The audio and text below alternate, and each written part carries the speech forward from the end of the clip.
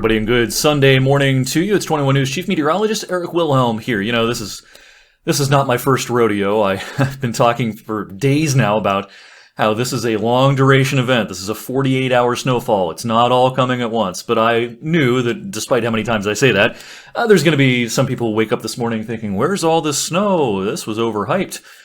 This big snowstorm is a bust. Things are going pretty much exactly as planned. This is a long-duration event, and we're going to get to the details of what's going on this morning and what will happen today in this video. First thing, kind of the broad view here of the regional radar. The snow came in kind of right on schedule. It has been fighting a little bit of dry air at the in the low levels of the atmosphere. What I mean by that is, you know, if you pull up the dew points, and I can also bring up the wind direction arrows here, we have kind of an easterly flow this morning, trying to bring in some of this real dry air off to our east. Notice these dew points off to our east are in the teens. And as this dry air keeps kind of getting shoved into our region, it kind of eats away at the snow a little bit. And so it's a little bit of a struggle. Now, this is going to change as we go into this evening and certainly into the overnight hours tonight. The snow, I expect, will overcome this drier air, and the rates will be quite a bit more impressive. And so the way things look right now, you know, it's not too bad out there. We have untreated surfaces, certainly just wet roads in a lot of cases. This is Niles. Here's Columbiana. This is a less traveled stretch on a Sunday morning, but it looks like it has been treated. 224 in Boardman looks just fine with generally snowfall amounts half an inch to 3/4 of an inch, maybe up to an inch in some spots, and also 680 in Youngstown is in pretty good shape here a little after 9 a.m. All right, for the rest of the day, notice on our simulated radar here, the snow continues to struggle a bit through at least midday. Here's 11 a.m., noon, 1 p.m.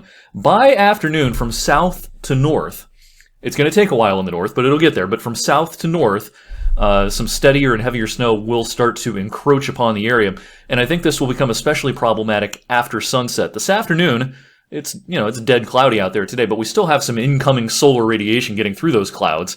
And with air temperatures around 32 or 33, a lot of the afternoon, again, should be pretty manageable. And that's something we've also been talking about for the last few days, how the afternoon hours today would not be all that bad. I think that forecast is on track. But by this evening, once we lose that solar radiation, it gets dark out, the snow is going to start to pick up. I would expect untreated surfaces to start to get pretty dicey by this evening. This is our radar, simulated radar, model radar at 5 p.m., 6 p.m., 7 p.m. Snowing at a pretty good clip, especially in our southern viewing area. The mixed precipitation, the mixing with some sleet and some raindrops might get as far north as Dover, New Philly, maybe Carrollton, and maybe like Toronto and cross parts of the West Virginia Panhandle, but that's about as far north as I think it'll get. I think for our television viewing area, this is primarily a snow event from here on out for today and into tonight. And again, long duration event. Snow is going to be with us for a lot of the day tomorrow. It starts to wind down as we get into the late afternoon into the evening. Here's a look at the current National Weather Service snow forecast for here on out. This does not graphically reflect what's already happened, half an inch to an inch in some spots. So you can see that everything's pretty much on track here. I think some of the heavier amounts will probably be in our southern viewing area, south of 224. I think there's going to be a good chunk of Columbiana County that tries to get 6, maybe 7 inches out of this. Your chances for up to 6 or 7 inches definitely decrease the farther north you are, but I still think that a few inches at least is going to be a likelihood from around I-80 on north. Those are the locations that the amounts overall might be a little bit lower, but it'll still be enough to shovel and to measure and be problematic again, especially this evening through the overnight, and then the snow winds down by afternoon and evening on our Monday. There'll be a little bit of a lake effect component tomorrow as the flow switches around to northerly. Our storm system starts pulling away.